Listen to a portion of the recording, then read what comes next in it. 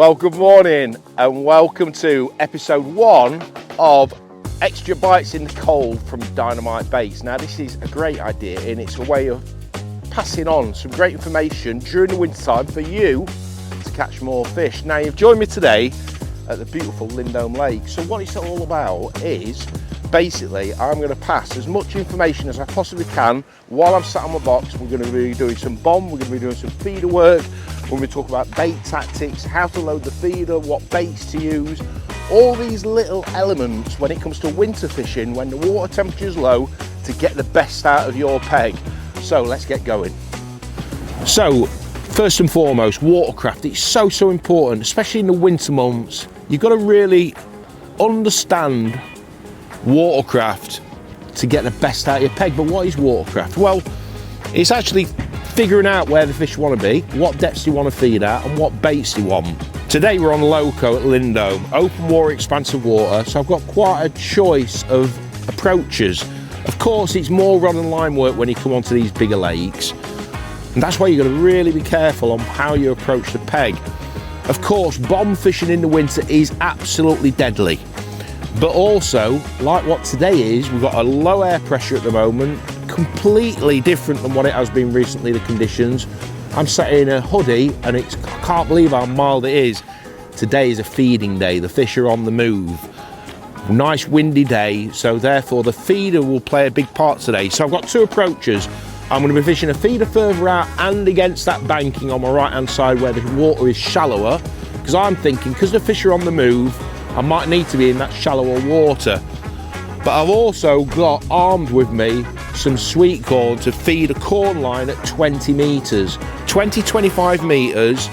So I've got a few options. I can fish a feeder against the bank, a feeder further out, and as the day progresses, those fish will move onto that loose fed line, that noise line where I'm making that introduction of bait on a regular basis. Those fish that are on the move and feeding, looking for bait, will end up on that corn line. So you've always got to have two approaches in the winter. A stealth approach where your bomb plays a big part, chuck it into the open water where there's no noise whatsoever, but then you've got to make some noise to bring fish into your peg. So next, what we'll need to talk about is bait choice. So let's talk about the feeder side. Now, this is the approach I'm going to start with. Like I've already explained with the watercraft, look how windy it is. Perfect conditions for fish moving, looking for food. And that's why I'm going to start on a feeder, because I want a focal point of attraction.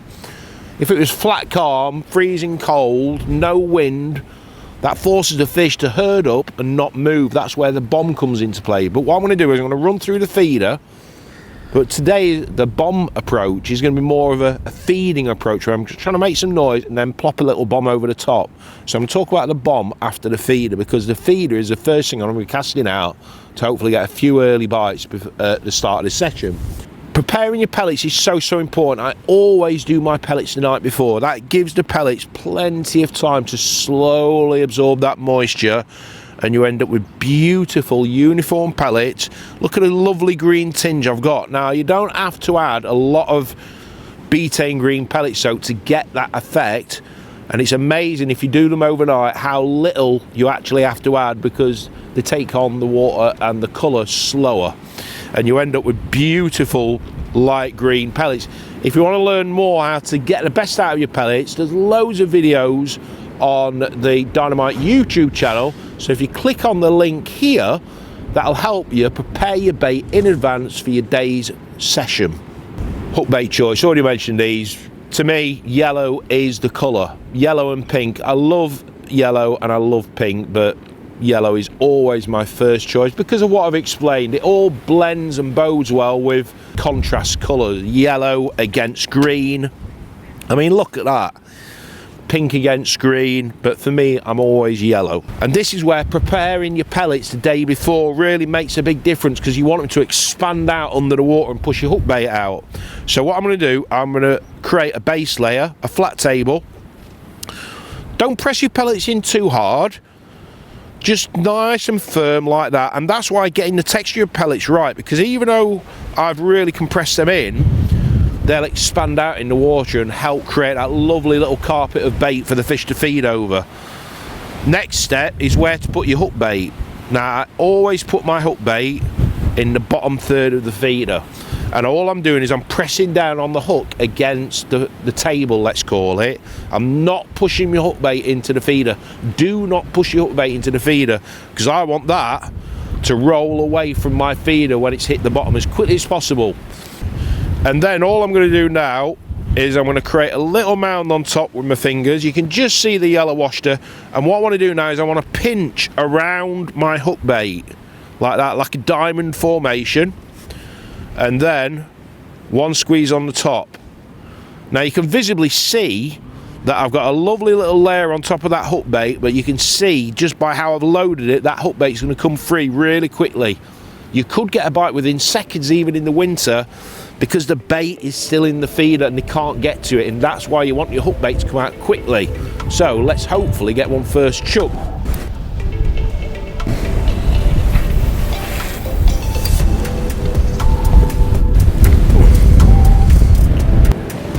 So a good footprint to work from, especially during the winter time. I've already explained why I'm going to be starting on a feeder today, because it's such a warm winter's day. Whether you're going to be starting on a feeder, a bomb or a pole, take your time. Don't have too many casts. Try and relax and let the fish tell you where they are, because whether it's your second, your third, your fourth, your fifth cast, you'll find some fish, or on a day like today, hopefully the fish will find that feeder. So at the start of your session, in your winter time, whether you're pleasure fishing or especially in a match, don't rush into feeding too many lines at the start. Well, that is amazing. So this was on the first cast,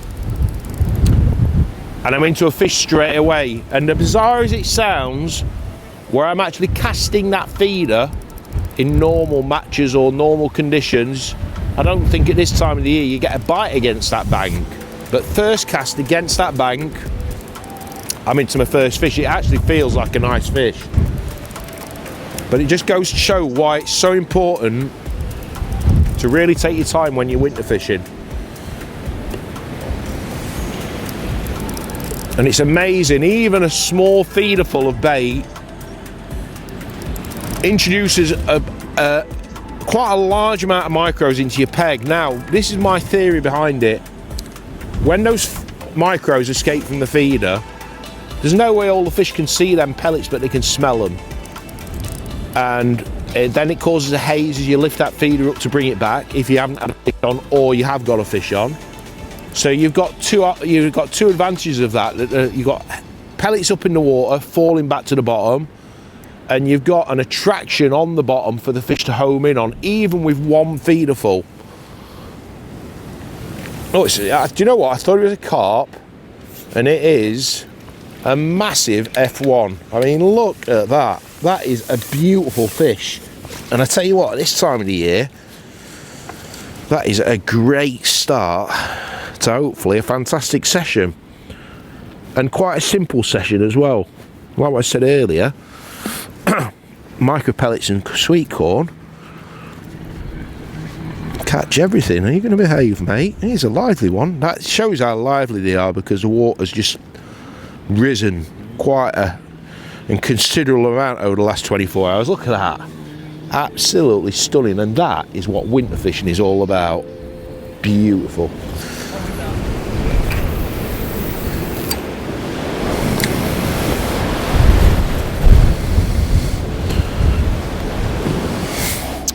When it comes to winter fishing, timing your casts is really important. Gives you good direction on how long you need to leave that feeder in for, and also it allows you to be accurate on the bite time. There are times, days, where the fish feed at a specific time after the cast. That's why a stopwatch when you're winter fishing and summer fishing is really, really important.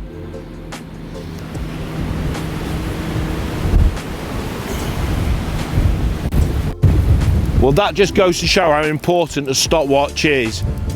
2 fish, 2 casts, both within 6 minutes of the feeder hitting the surface. So I now know that the fish are coming to that bait quite quickly, and I've only had 2 casts against that bank, and surely as the day progresses, it will get better and better, and that might mean that the bite time might be shorter. So a great start, a great start. And look at that, another big F1. These are massive in here, these F1s now. Oh,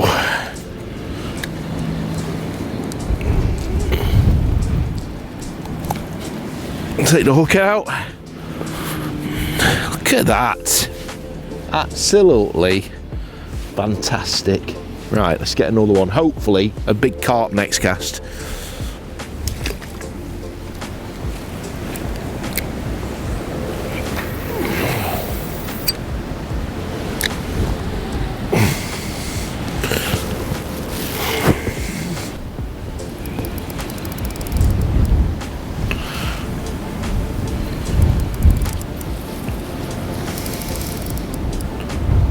This is a carp. This is a carp that's not woke up yet.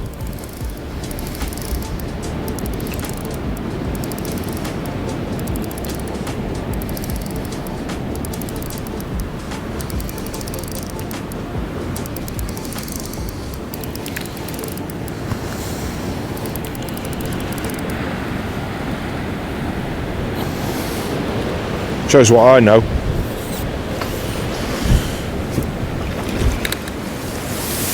A beautiful F1 though.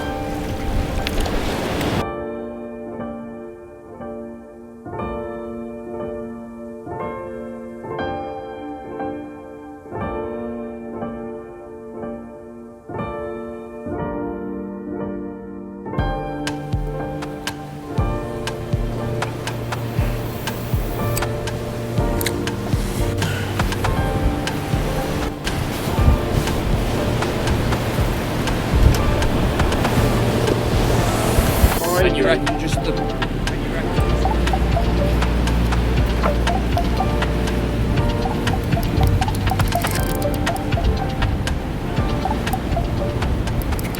Well, I tell you what, considering it's the winter, I've had a fish. I've had a fish every cast. It's absolutely brilliant. But it's just such a fishy day. The wind's blowing. It's reasonably warm. And the fish are definitely on the move, because I'm only casting in, what, 3 foot of water, I reckon, against that far bank. And I've had a bite every cast up to now, which is absolutely fantastic. But that also makes me think that other lines will start working soon as well. Even down the edge, we might even catch a few fish down the edge. I've got some reeds either side of me. Later on in the day, a bit like the margin fishing in the summertime, I'm going to feed it with maybe an hour to go. I mean, look at the size of these for F1s. These are massive fish. Real weight builders. Such a joy to catch as well.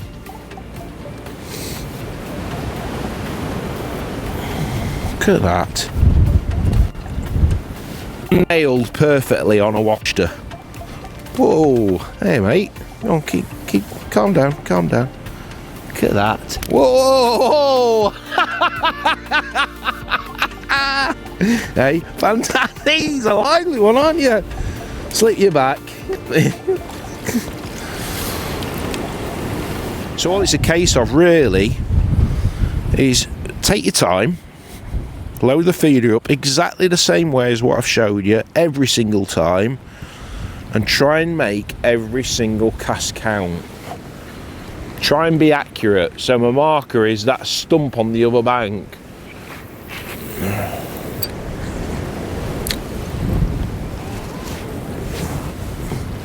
Now what I'm doing as well, I'm not sinking the line. The wind's blowing in that direction.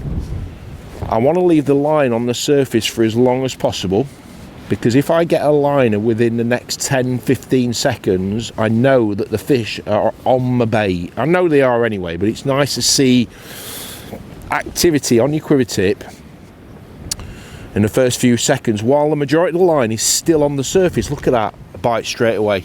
That is incredible.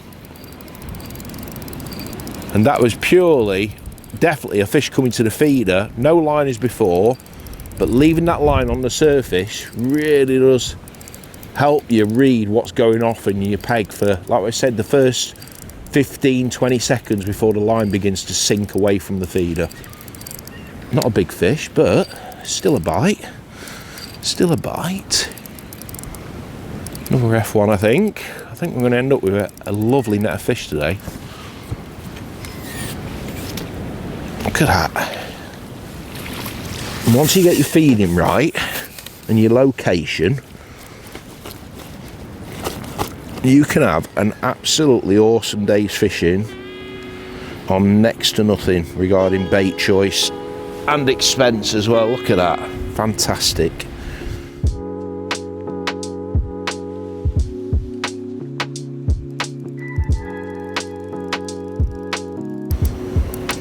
Wow, it is literally a fish every cast.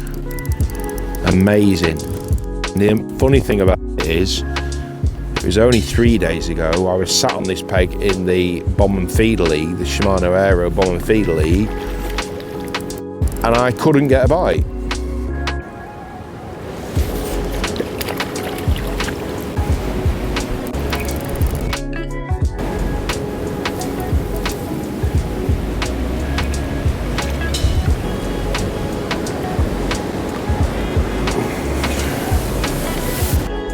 Well, that just goes to show how rewarding winter fishing is sometimes.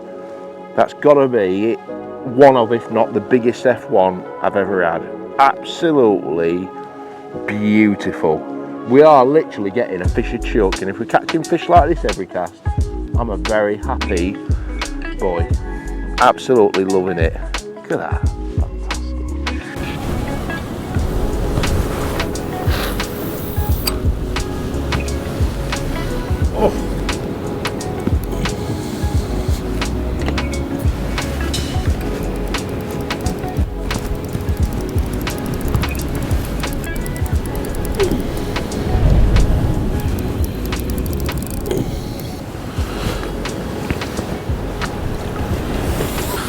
So what a brilliant day this is turning out to be. I'm literally catching a fish a chuck against that far bank on the feeder, but it's come to that time of the day now where I need to spin another plate, and this is where the corn line really does play a big part. So after my third or fourth cast catching, it did make me realise very quickly that the fish are on the move, which is what I said in the intro, that it looks like we're going to get a few fish today, but I want to speed up that process now because I know that the fish are moving.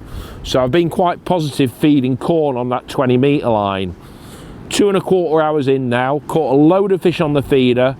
I really need to give the bomb a go. So let's talk in a little bit more detail about the other plate that I'm going to spin. And like I said, if the fish are on the move, this approach is deadly. On these open water venues, bomb and corn is so effective. So I reckon I've fed just short of a tin of corn in the last 45 minutes, because what I want to do is I want to set a trap.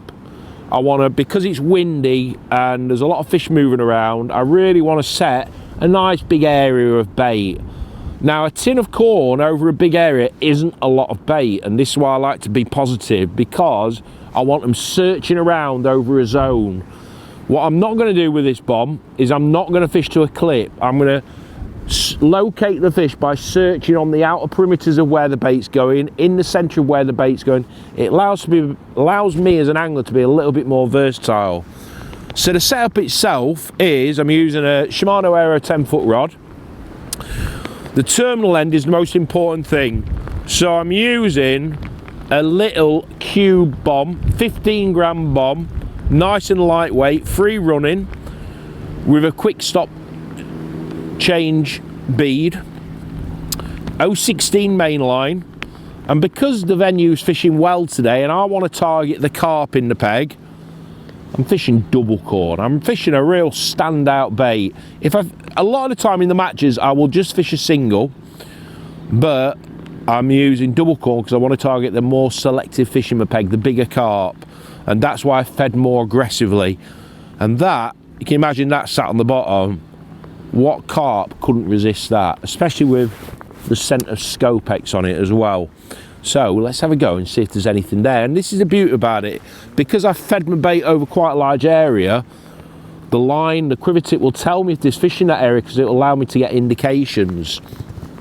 So what am I going to do is, on my first cast, I always like to cast a little bit past where my bait is, because it helps me as an angler speed up that process of locating the fish and telling me where the fish are.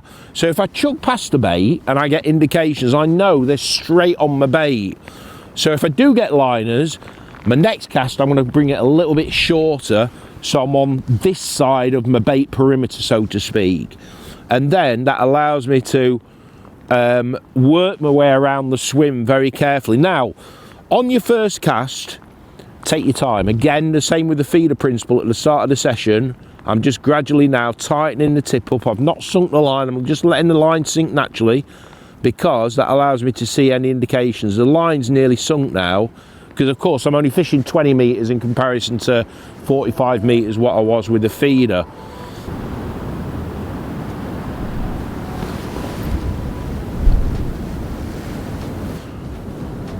Well, that is absolutely amazing. First cast, and we're into a fish. This is like a red letter win today's fishing. It's absolutely awesome. So first cast, not the fish that I was after, but a great sign, and just goes to show they're on that bait. They really are on that bait, searching. So the fish are definitely on the bait. So what I'm going to do now is just drop it 3 or 4 metres shorter than last time. So I'm on this side of the bait now. And what you're looking for with the bomb and corn is a proper bite. You don't strike until you know for a fact that there's a fish on. But always go through the same process of casting out, not sinking the line. That's my opinion, that's what I like to do. And making sure that your tip is not too tight against the bomb. So like I said, you can read everything that's going on. So that's absolutely perfect, that now. You can see the line's tight-ish, but enough for me to see a drop back, but more importantly, those little indications letting me know that there's fish there. There's definitely fish on the move. So what I'm going to do now is, I've been feeding quite a bit of bait, but every now and again just give them a bit more. So I've got a constant column of bait going through that water. I want to draw more fish in. The more fish I get in the area competing, the bigger and hopefully the quicker the bites will come. The bigger the fish and more bites.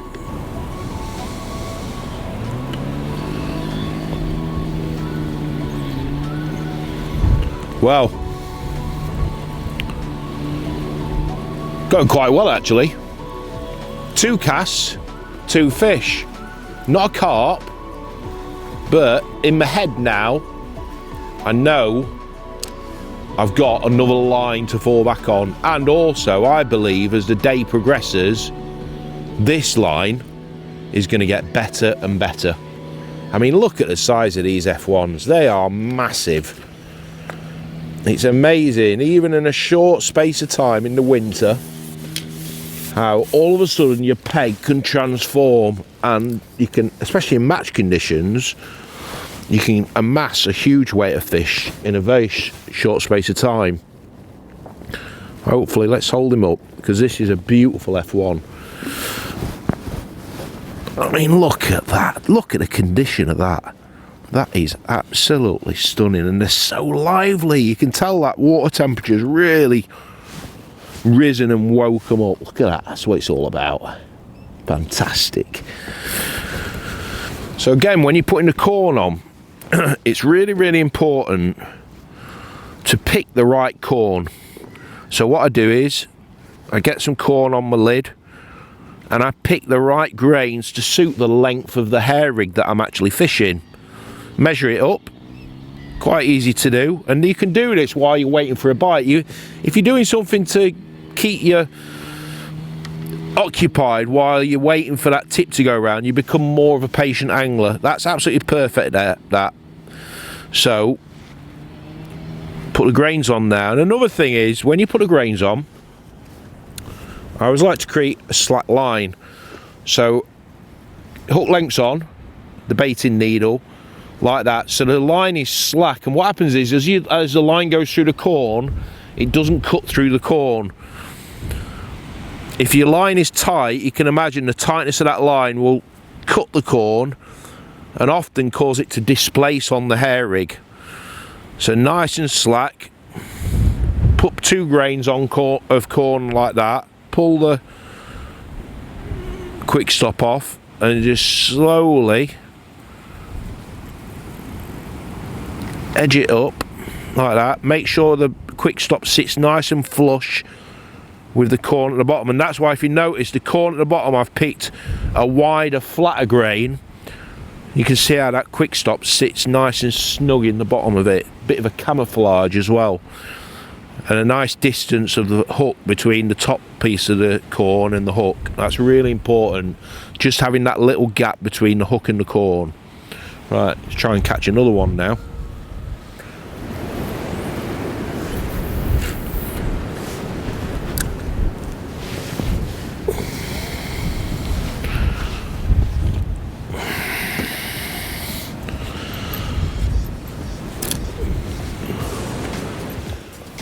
So a top tip to remember is, got a liner there. Top tip to remember is always pick a mark. Oh, we got one. Pick a marker on the far bank. You've always got that reference point, so it allows you to be versatile with where you put that bomb and where you put that bait, but accurate at the same time. Look at that. Absolutely fantastic. Build your peg up bit by bit, and we've done the hardest part. We've set the trap. We've put corn out to drag fish into the peg. I'm now just feeding small amounts of corn on a regular basis to keep the fish interested, but also hopefully bring some more fish into the swim.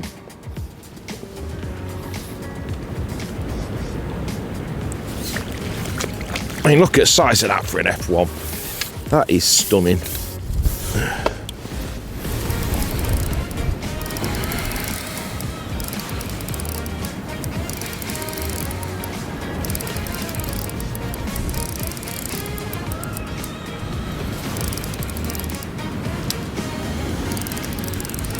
Well, what an absolutely fantastic day's fishing this has been. Caught loads of fish on both approaches, the method feeder and the bomb, which goes to show how important it is to keep spinning those plates, like what I mentioned earlier on. And let me tell you, I've absolutely loved it. Considering how warm it is, we're only a few days away from Christmas, and we're catching beautiful fish every single cast on both approaches. I've absolutely loved it, but more importantly, I hope you have too as well, and taken a lot from it that you'll be able to put to use on your local commercial fishery. Let's take this hook out.